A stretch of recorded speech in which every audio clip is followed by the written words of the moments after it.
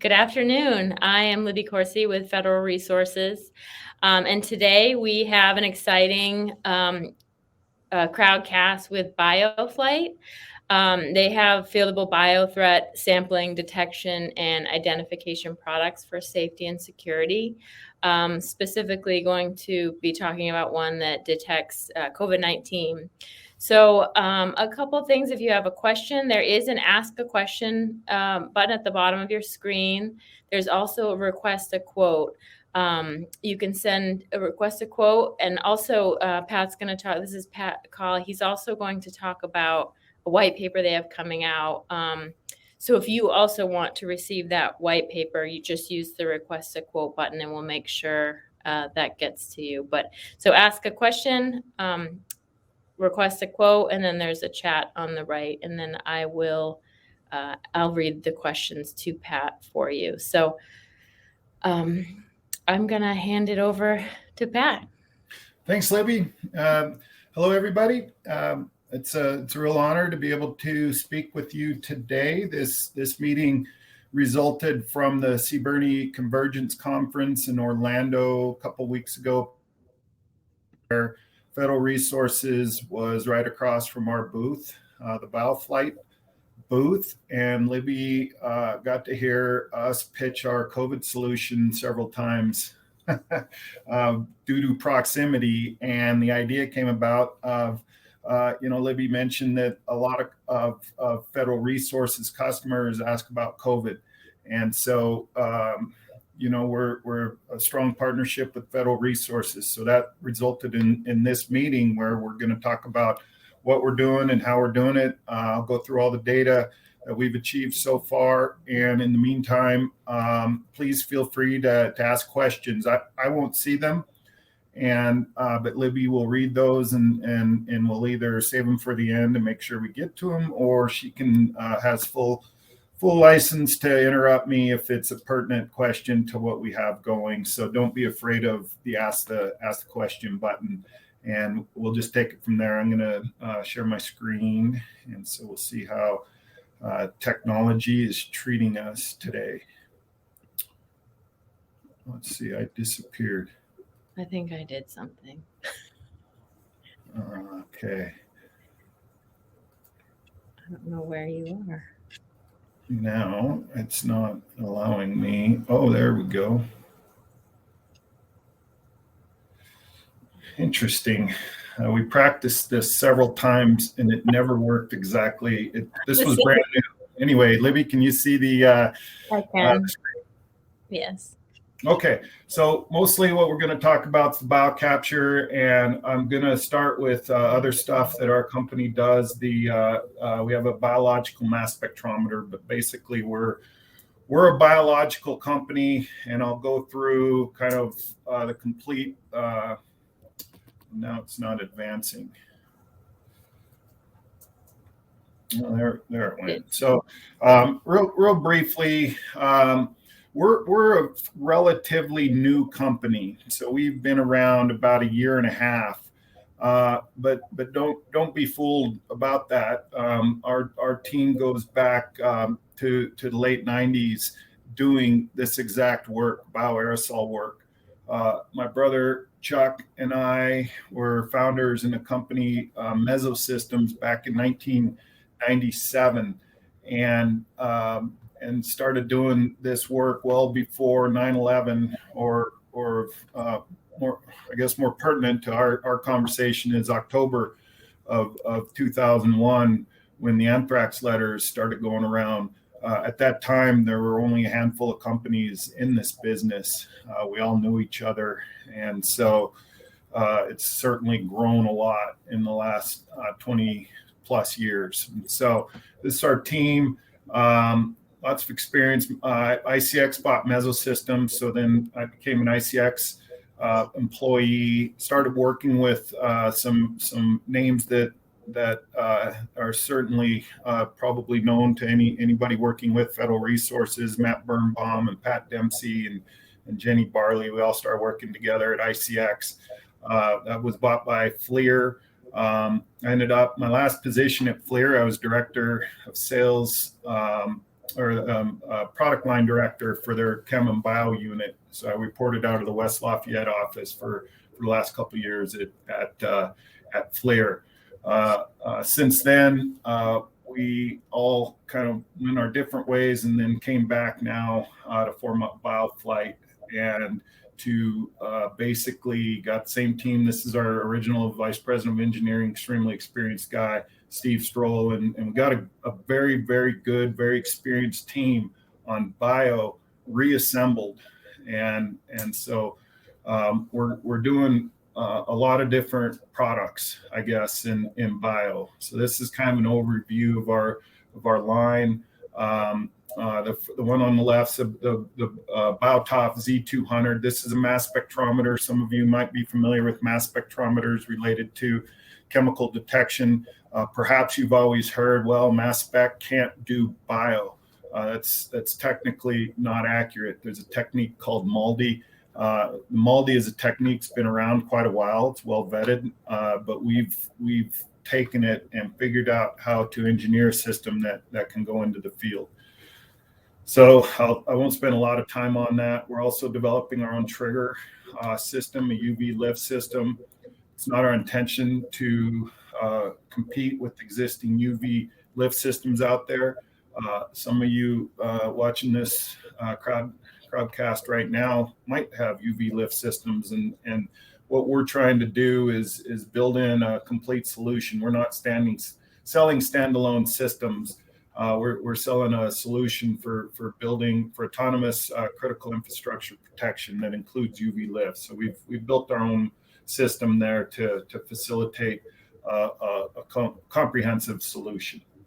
BioCapture, I'm going to spend some time on this, show us the data on the BioCapture and give some background there, so I won't spend a lot of time there. We partnered with the BioFire film array for PCR, and we are seeing some very exciting results on leveraging our experience with bioaerosol collection with the BioFire film array.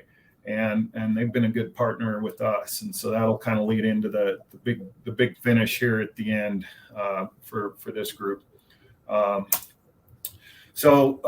Again, we're a new company, but we're not new in this business, and the technology we're using isn't new. This mass spectrometer technology came out of Johns Hopkins University in 1995 at Mesosystems in the late 90s. We actually worked with Johns Hopkins on this technology, building front-end systems. In 2013, a company, Zeteo was founded by Chuck, my brother, and Wayne Bryden, who's the original project manager for the whole BioTop program back at Johns Hopkins. So he'd been around working for almost 20 years on biological mass spectrometry. So again, we've spent a lot of time doing this. From 2014 to 2019, we took what was mounted to a laboratory instrument from Johns Hopkins and created a product out of that. And so that was the purpose. Is Zeteo Tech were venture funded, and so this is not moving at the speed of government necessarily. This is moving at the speed of venture capitalists, and they want to roll out an actual product. And Anzu Partners is our VC working with us. 2020, we formed BioFlyte, and this was for the sole purpose of commercialization and manufacturing of the BioTop system. Also to work on kind of a comprehensive solution for biological threats in a complete matrix. So our goal is to really be a one-stop shop for bio in the industry that we're in right now. And so that's where BioFlyte came out of. It was a spin out, and the goal there was not to have BioFlyte be the company that's billing to the government and worried about overheads. The goal was to have BioFlyte move like a VC-backed product company. We try to be very lean and very efficient, and we have a good team to do exactly that for commercialization. I won't spend a lot of time here. I think people understand what the goal is here for autonomous detection. You trigger, we're able to sample the air. We have part of what we've engineered is a sample preparation. We measure and we get a mass spectrum. You'll see in the lower right, in the end, we do it differently, but in the end, it works very much like a chemical mass spectrometer, where you're going to get ion masses and map out a fingerprint for the bioagent. We've been demonstrated that we can get down to species-specific identification of biological threats, and so I think that's about all I was going to talk on that. We have BioCapture Technology. So we've purchased this whole technology line back from FLIR. We're the original inventors. I'm personally an inventor on this back in the 90s. And through a list or a sequence of acquisitions, it ended up with FLIR. When we rolled out the BioCapture or BioFlyte as a company, we approached FLIR and repurchased all of the technology back from them. So now we own the BioCapture name, and we're responsible for the product line. And again, what we do, it's a high flow rate system, very easy to use. I have a video here at the end, and I have an instrument here I'll pull out and show you guys. But big buttons, very simple interface, meant to be used inside a level A suit or a level B suit, and very, very straightforward. That's our goal. Some technical stuff. It's hard to know who's kind of on this call and what the technical background is, but I threw in a couple slides here just to give a little bit of background. The whole goal for us is to concentrate as much of the material, airborne aerosol material, into a small amount of liquid as you can. That's the goal for the people in our industry. That produces the maximum amount of particles, whether it be bacterial or virus, into a small amount of liquid to give you the best chance of identification. So that's what we do. We have spent a lot of time working on our filter technology.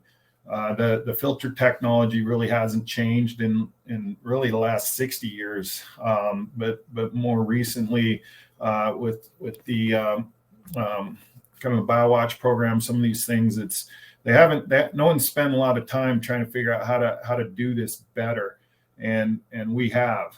we spent a lot of time and have some patents filed on the right way. And the whole goal is to maintain a very high flow rate in a very small, lightweight instrument. So you don't need a lot of power. And when you don't need a lot of power, you have a more compact system with a smaller battery that's easier to use. And that's what we've accomplished here in this 700 series, the next generation BioCapture. So COVID hits, and we'd like to pivot. We're very good at aerosols, very good at concentrating aerosols out of the air, and all of a sudden there's a huge need for airborne biological threats. And so we started to work on how do we use our technology to address very real, very pertinent threats. And we've spent a lot of time getting data in conjunction with a lot of reports coming out on how much aerosols actually in the air from an individual spreader. So we did our due diligence first to try to figure out how plausible it is to use our technology to try to find a shedding still individual and make it a use model that's actually usable. And so we feel like we've really had some breakthroughs of late on being able to deploy a technology like this. Again, we're partnering with BioFire, and I'll show a few other companies that we're partnering with as well. So here's what we've done. we've built our BioCapture into a single case that has the film array, and so we have approval to basically resell the BioFire film array. We made a real slick case. This is on wheels, very easy to get around, and you have really a mobile laboratory that you can take anywhere, set up, and get very reliable results on COVID. More recently, we partnered up on the bottom right there with an Abbott ID Now, and that's Libby mentioned some new test data. This is a lamp or isothermal amplification technology, and we're seeing some pretty remarkable positives using that technology too. Our company, we just do the aerosol piece. We just concentrate material, aerosols out of the air into a liquid. We try to make sure we can work with any of the detection pieces out there, and the big finish here at the end will be to see if what install base out there has these technologies already, doing conventional diagnostic testing with swabs that want to supplement their testing with an air sample. So that was a little preview of the big finish. So when I get there at the end, act surprised. We've had a lot now of real world positives using this system, and 7 now that are tested positive with PCR. It's hard. It might not seem like a big number, but it's actually is a big number, because you have to find people that are still shedding once they've been tested, or they're starting to get better. They're no longer actively shedding the virus, and so you have to find people really early, and you have to get them to volunteer to become a science experiment while they're really not feeling very well or breathing very well. And so we're pretty proud of the tests that we've been able to achieve. We have real world ones. I mentioned there's an IRB program in Southern California where a university is using our system with their existing PCR, and they're achieving positives. And we don't even understand what they're doing, other than they're telling us they're having a lot of success. So we're pretty excited about that it's also working in areas that we're totally outside of. It gives us a lot of confidence in this. Let me see if I can get to the University of Utah. Okay, so we did testing in a hospital at the University Hospital in Salt Lake City, affiliated with the University of Utah. And they achieved a positive. At the time that we were doing this work, we didn't really realize how difficult it was to sample for COVID in a hospital. Initially, we thought, great, we got access to this COVID ward where everybody in that ward is COVID positive. But what we found out is it's very challenging for a number of reasons, because hospitals have really top tier ventilation and filtration. All the rooms tend to be very negative control and filtered. All the employees and all of the all the employees for sure, anyone in there is going to be wearing a mask anyway. And so there's not a lot of secondary spreading of virus. And then the most important thing is the people in there are really advanced in their sickness. And oftentimes they're no longer shedding. If they are, they can have respiratory equipment on and not be able to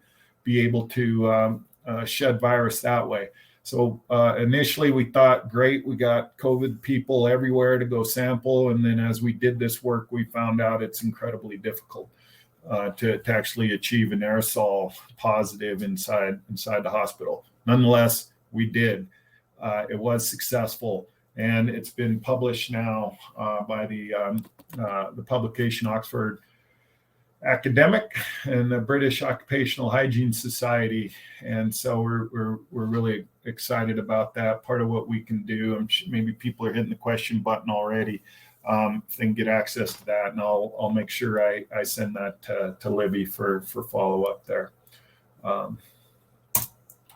So here's a roll-off test, it's called, where we were able to retest a COVID positive patient each day to see how much the sickness started to dissipate, or the volume or density of virus shed by the patient goes down as time goes on. And so this was pretty interesting. On the left is the number of PCR cycles here, and it's like golf. The lower number, the better. If Matt Birnbaum's on here, he just got excited that Matt likes golf. So I got his attention if he was doing something else there. But you want a lower number. That's a stronger hit. On our data here, the yellow is corresponding to the total virus, and it's an inverse of how much of the number of PCR. So the fewer PCR cycles, the more virus that were captured. So this is the baseline sample, direct sample, straight into the PCR using conventional methods. So what the next one was done at the same time as the direct sample, and it shows what the loss is. You're going to get more virus based on doing a direct sample than you would from breathing, collecting that aerosol, doing our elution process, and then taking that and putting it into the PCR. But we were really satisfied with the amount of material that we were able to achieve at the same time as a direct sample. It is lower, but it's reasonable and better than we expected. Here's day 2 on the air sample. Again, you're losing viral load as time goes on. Here's day 3, still well above limited detection. The very bottom number is 27. That's the BioFire limited detection. And then all the way to get a control negative on day 8, we were negative. And so each of these red lines crossed here is an order of magnitude for how much virus is there. So each red line actually loses 10 times the amount of virus. So that's kind of how it correlates to the BioFire. So this was really interesting data pretty early on. We also have, I have this out of order, I think, but I wanted to mention this, the BioCapture Z720. This is an instrument that's very similar to the Z720 I've been talking about, but this one's specifically designed for emergency responders. I know we've done some work with federal resources already on this, but we, I guess the key part of this is the burst mode or high flow rate mode, up to 500 liters per minute. And that's something that's really extraordinary for a small handheld instrument for those that have been around the bioaerosol sampling world for a while. So I wanted to mention that. This was more emergency response versus commercial COVID application.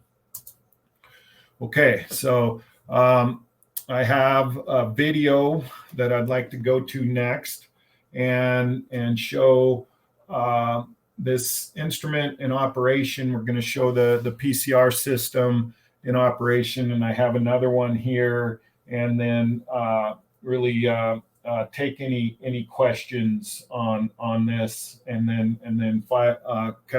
kind of give the call to action at the end when we're all done. But I wanted to break right here and give Libby a chance to see if anybody's asking any questions or to take a breath.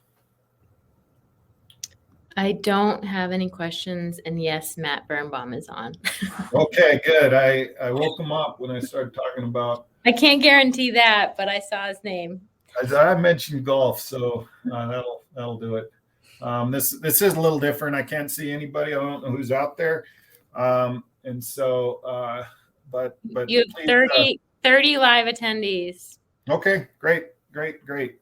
Feel free. Don't be shy of that ask a question button, and we're just going to go from there. Let me see. This thing's all messed up. So I'm gonna go to a video of us operating the BioCapture. See, I have the sound turned off, which is fine. This is not something we're really sharing publicly, but I'll show it to you. Yours truly did this, and so we're producing a more professional one of these as we speak. But this gives an idea of how all this works. And let's see, Libby, is all this kind of working here? Yes, it is. Yep. Can you see it? Yeah. All right. So 3-step process, very simple. We collect the air sample, you prepare the PCR, and then you run the PCR. Our instrument, again, very easy to use. You power it up. When you power it up, it's going to run a complete diagnostic and make sure that the the instrument's operating to specification. So that's done each and every time. You do this, you set the time, and then go ahead and operate the instrument. So this is all pretty straightforward. You can test the change the amount of time that you're on the sample. In this case, it was a 5-minute sample just to demo this. Flashing green means everything's working well. You take the filter. We have built buffer that we send with our test kits. I'm going to show you what our actual test kits. This was a developmental kit, and I have those here. So when we get off the video, I'll show you kind of what to expect in our production level BioCapture here.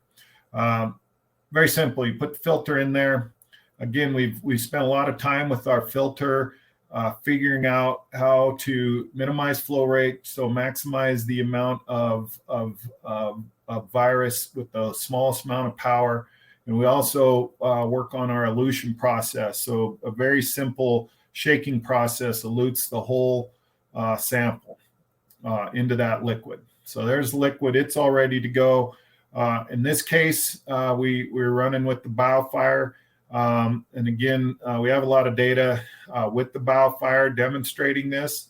And then, but we try to be agnostic to the actual detection technology.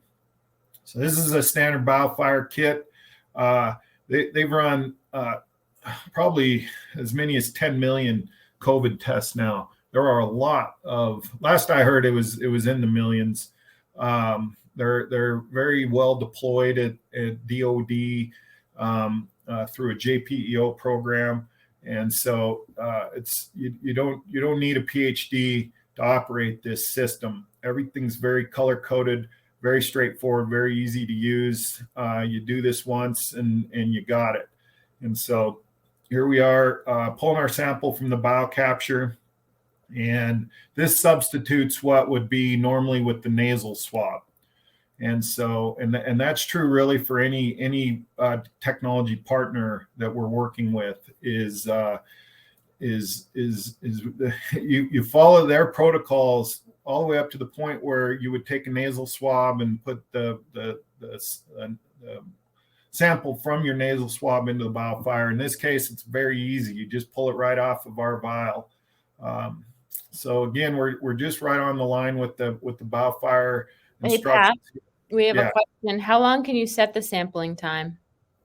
We have it set up to 30 minutes. We do have some programs right now, including the one in Southern California I mentioned, where they want 1 hour and they run it twice. We're working on upgrading their system to do a 1-hour test.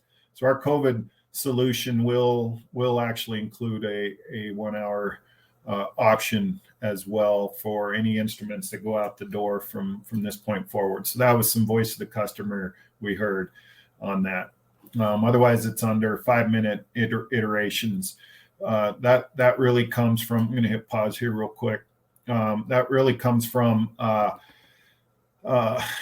originally we come from the world of first responders, and they really monitor how much time they have in the level A suit in downrange.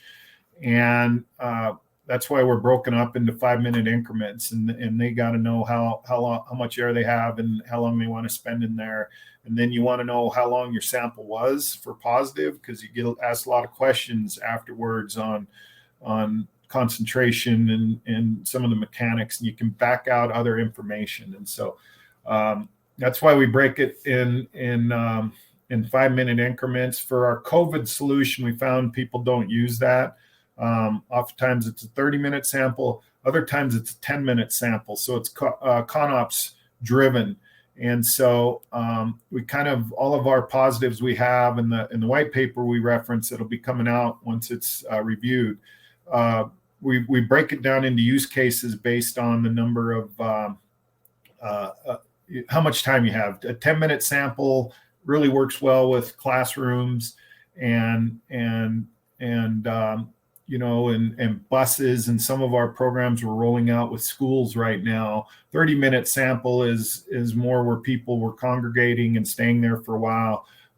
We have applications in conference rooms where people will just turn on the air sampler. It's very quiet. It's one of the things we really upgraded from the 650 model is noise. And so it can run while people are in the conference room, and you can run a rapid test at the end and see if anybody's in there shedding. Some of our testing we've done that'll be in this white paper has the sick individual 7 feet away from our sampler, and over a 30-minute sample, and that's able to capture enough aerosol to go positive, in this case, both with the BioFlyte System and the Abbott ID Now. Pat, that brought up another question. I see sampler is wearing gloves. What other PPE should the sampler wear? Well, this is a COVID application, so you're following more of EPA rules and less about FDA. And so, gloves and masks are always appropriate on this. In the case of this test, we ran several, and we didn't want any crossover contaminations. We're just using basic lab techniques. But working with COVID is very different than working with something like anthrax or plague, where you're well suited up. COVID is we know it's out there, and what we're trying to do is find somebody that's really shedding a lot of virus that's potentially contaminating a lot of people. And so but these are all protocols that are already in place on how to protect yourself and keep yourself safe working in a potentially COVID environment. So that's kind of the short answer there. I see Dave Parrish asked a question there. That's great. Keep them coming, everybody. All right. So now we're going to run the BioFlyte system. We've already done put the hydration canister, the blue one in there and the red one in there. And again, we're not going through a lot of these details. It's all BioFlyte does a very good job on screen instructions. So in each of these steps, there's a picture on that laptop there on how to run this. And so again, particularly if you've done it once, you're no longer looking at the quick reference guys. It's pretty easy, pretty straightforward. And so that's it. You got the test, you got it prepped, that whole thing. We say 5 minutes, and you can do it in a lot shorter than that once you get good at it, a couple minutes. But 5 minutes would be if you did a 10-minute test, which a lot of our positives have been 10-minute tests. You spend 5 minutes doing the preparation work that we showed there, and then 45 minutes for the BioFlyte to run its assay. And what you end up with is about a 1 hour protocol to get a very, very reliable answer on whether or not you have dangerous amounts of aerosol in the air. Pat, there's another question. Does it have to be in the same room/unit? No, oftentimes it isn't. And so um, let's see. Let me hit pause real quick. At the university hospital, they were first, and they kind of set these ConOps, but they had the instrument. They set up in an actual maintenance closet for that was out of the way, and where they could do the sample prep work. The BioCapture can be anywhere, and so that was and should be anywhere. So the idea, if you roll on location and you set up, you want the BioFire, they put it in a maintenance closet just because it had a separate lock and a key that they had access, just to make sure people aren't messing with the equipment. That was really the goal there. But the BioCapture, they would go into individual patients' rooms. In the case of a corporation or somebody trying to do proactive work to protect themselves and their company and their employees, they would have a system set up, again, out of the way, in a storage area, or just somewhere where it's not going to get messed with. And then the sampling system would obviously be would be done wherever is needed. Break rooms is a big one. Conference rooms, or just spot sampling. There's some people on these programs where they go and walk from room to room to room and or cubicle to cubicle inside a corporate environment, and just do laps that way. And you can proactively determine if you have somebody shedding there. So this is all very new. We're still getting positive data in on all this. Nobody's really thought about how to do this. There's something, I have another tab up here, and I'll show kind of a link to the EPA. What we're doing here with air sampling, at least in the current time, is really covered by the EPA and not the FDA. And so this is an air quality measurement and determining if the air is safe. So it's all the IAQ policies are in place, indoor air quality.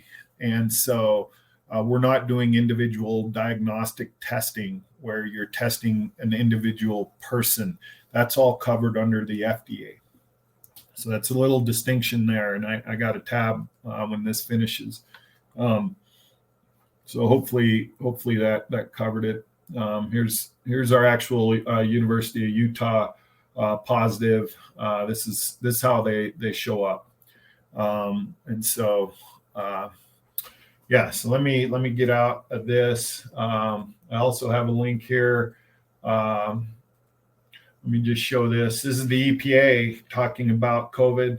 The SARS-CoV-2 virus talks about how particles are aerosols, or how this is spread and transmitted. And this is kind of the anchor point or the basis for what we're doing.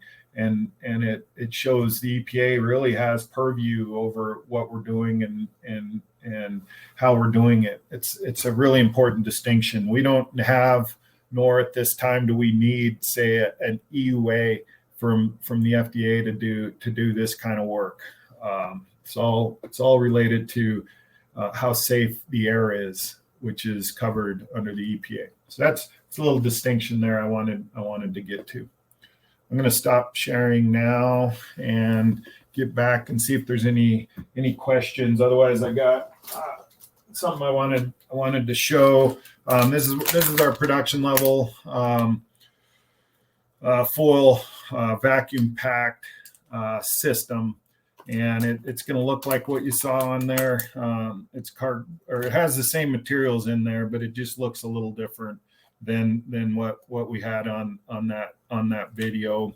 Same thing, disposable tweezers. We have the buffer in there that comes with it, and then our filter disc system.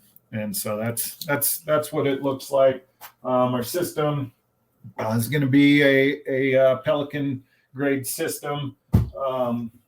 We don't mess around with anything other than Pelican. And here's our device, and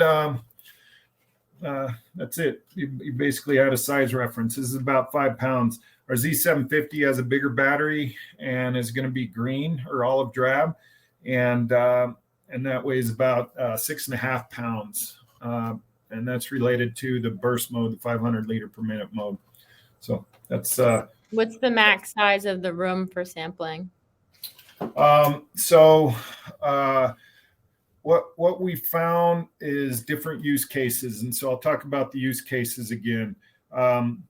There's unfortunately not a perfect answer for that question because you don't know how much virus is in the air. If you have somebody that's an active shedder, even between active shedders in the same progression of the disease can put out very different amounts of virus. And so it's a challenging question. What we do is supplement different types of active testing. So there's a lot of companies that are actually doing diagnostic testing, and we want to supplement that to give them additional confidence that their workplace is safe, or their building is safe. And so we like the ConOps. If you only have 10 minutes, we like you to be as close as you can to people. If you have 30 minutes, you're going to collect a lot more material over time, in which case you can be in a bigger room, or you can be in a room that has an individual that's not shedding as much virus and still find them and get an early warning on whether or not you have someone in there. Right now, it is an indoor solution. Outside is obviously very dilute and not practical. In the the room size, it's not impossible to have, say, a ballroom, or if folks were in Orlando, these typical trade shows have a giant room. It's going to be hard. We don't recommend those kind of ConOps. You would want to be in breakout rooms or different things where the room's much smaller and you have an opportunity to test longer, and then your statistics improve dramatically. And so that's kind of the testing we're developing right now. It's more of about, you should have the sampler about 3 feet away for 10 minutes. If you can. If you have longer, you can be farther away or in a bigger room. But could you have multiple units though in a big room, or would that not be effective? Well, again, it's a dilution thing. I think it's more of a function of how close you are to individuals that are actively shedding. So we talked a lot about that, and actually ran some testing there in Orlando. I can guarantee you there were people in there that were positive. And so we were asking ourselves, how do you find it? And it's hard. But what you would do in particular is, especially during the social elements where people are congregating around the bar, that's where you could usually find Matt and myself. There's a place where you're congregating. So even you're in a big room, everybody's there, everybody's talking. And the more drinks you have, the louder you talk. We actually correlated that, believe it or not. Vocal cords can be a amplification tool. And so it wasn't impossible. It's a giant room, but you have to use good tactics, good ConOps to be able to improve your statistics for finding somebody. We felt that at the kind of the happy hour socials inside that big room around the bar and these little tables and breakout areas, you actually had a decent chance of finding it based on our experience and positives we've seen. So it's not impossible, but there's not a magic answer. We get asked this a lot, like, okay, I got a room that's 20 by 30, and how long do I sample? Well, you just don't know if anyone in there is positive, and if they are, you don't know where they are in the progression of the disease, and then you don't know even it's individual. Some people put out a lot more than other people, even at the same spot. All right, I'm seeing these pop up as it turns out. Yeah. So you've got a few in the chat, and then I've got one more in the ask a question. So okay, I'll just leave it up to you. Go however you want. Oh, that's okay. You can go ahead. So Matt asked, if you take the liquid sample and run a rapid antigen assay, is there enough liquid left to also confirm with PCR? Yes, so rapid antigens only operate at, depending on the technology, between 80 microliters and 200 microliters. I guess for some of them, typically 150. But regardless, we're at 2 milliliters. We're 1,000 times more material than you need to run an rapid antigen, and you can preserve the samples too in that way. And so there's plenty of liquid in what we're doing. We try to minimize it because the more you minimize it, the higher concentrated the sample is. But just to run our elution process, even if we're optimized, produces between 2 and 4 milliliters of fluid that gives plenty of opportunity to do whatever you need to do on the testing. How long does the filter keep the sample viable? Not long. Yeah, we advise that you do the elution process right away when you're done. So there's an extra step where you put the filter into the vial and elute it. You're more likely to keep the sample preserved in that liquid. We do have a program going on at George Washington University where they do their own protocol to preserve the RNA. But the nature of this virus, unlike some of the things we've worked with in the past, such as anthrax, is it's incredibly fragile. The RNA from coronavirus is going to start to degrade very, very quickly. So we do not recommend keeping that on the sample. You need to get it into the liquid as quickly as possible. Then you have options. You can preserve the RNA from that liquid if you choose to, or you can freeze it, and that'll preserve the RNA. And so either way, we don't like it on the filter for very long. What would be the average cost per sample? So our test kit here, all in is about at list price, on the order of $18. And so that's kind of what you're looking at. That's a lot lower. It might seem, I don't know if it strikes people as a bargain or really cheap. Usually you get reactions all over the map. There's other technologies that want to charge up to $150 per air sample. And so we tried to certainly beat that by a lot. And so that's kind of what you're at. And it's a good time to point out that all the pricing questions can go back into the ask or request quote. Yeah, request quote back to Libby. And so so we can't go too far into pricing, but I thought I'd just kind of give you a kind of list price order magnitude of what you'd be looking at per test there. Do you have to walk around between 2 or 3 rooms? It really depends on your con op that you set up. If you want a concentrated sample in a single room, certainly that's possible.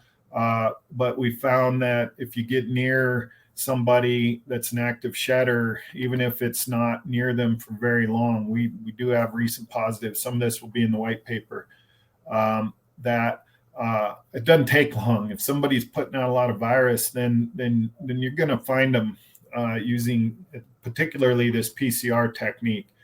And so, but it's an analogous answer to how big's the room.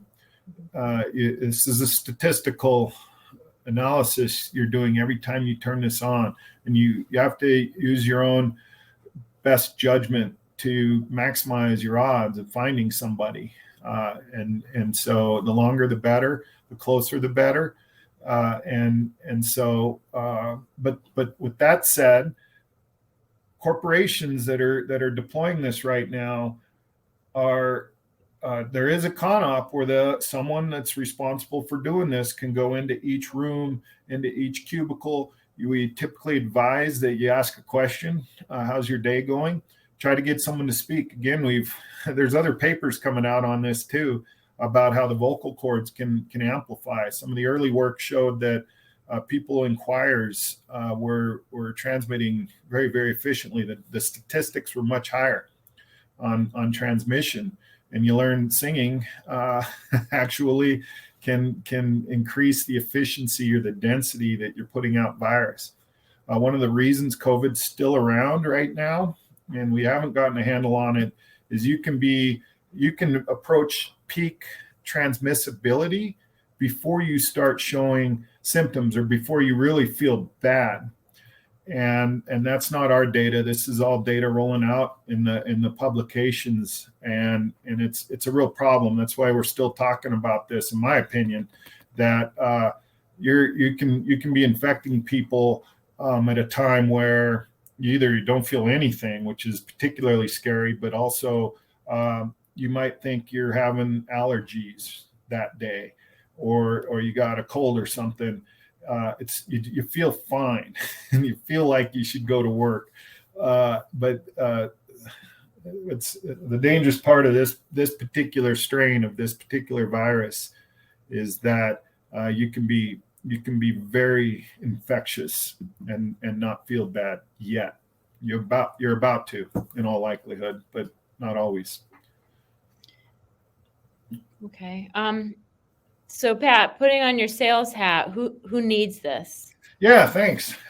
So where we're getting success right now, and kind of what I want to put out to this community is it's really easy sale for install bases that already have testing programs. It might be the government. It might be private corporations. It could be remediation teams or professional indoor air quality people that are already in this business.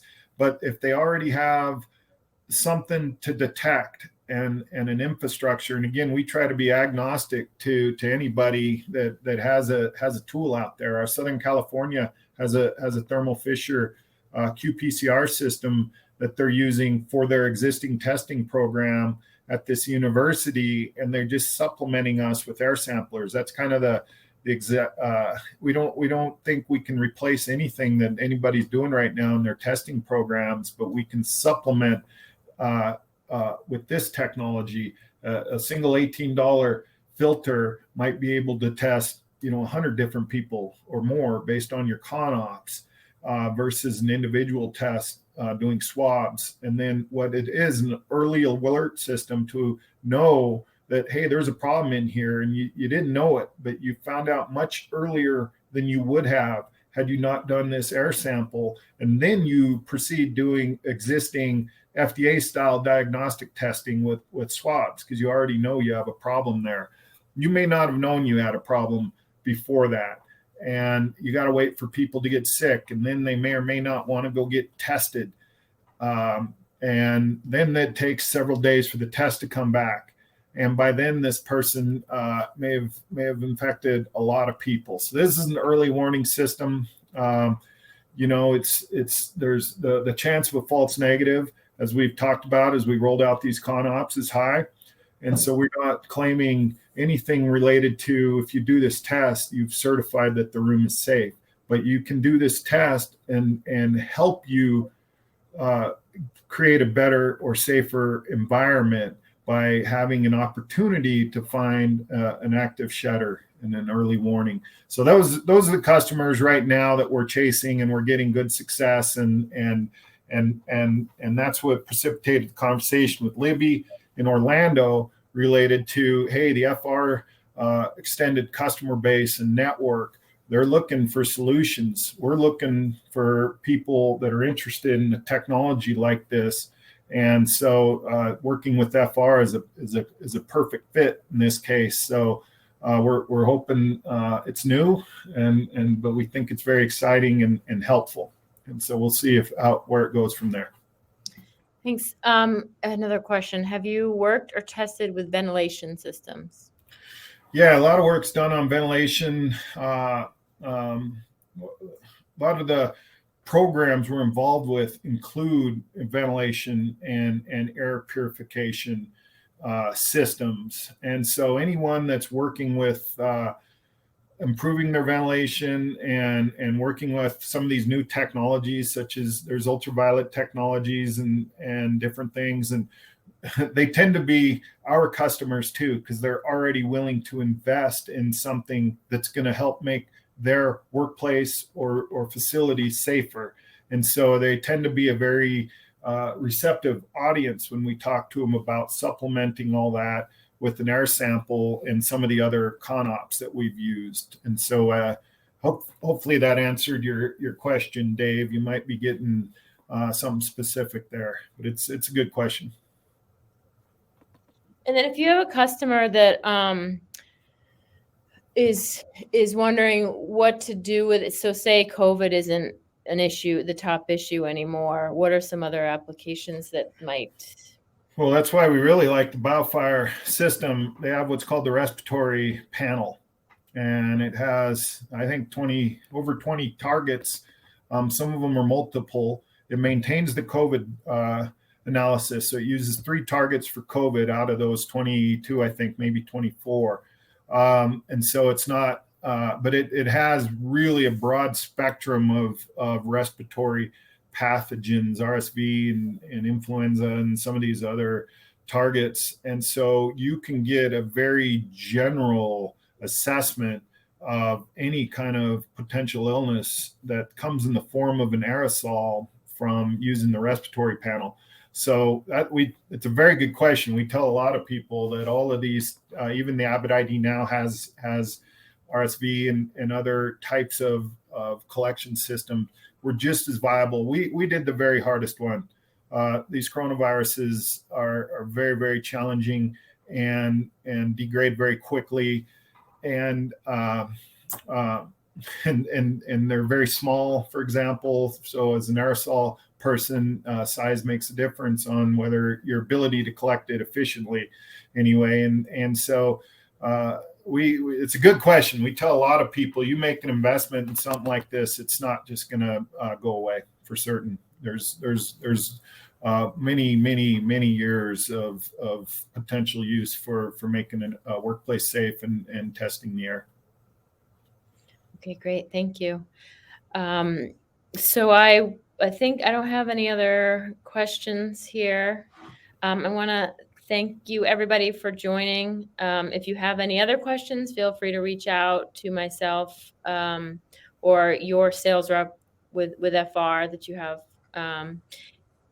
Request a quote. We'll get the white paper to you if you want that as well. And I think that's all. Thanks again, Pat, very much. All right. Appreciate this, Libby, and thanks, everybody. Everyone be safe.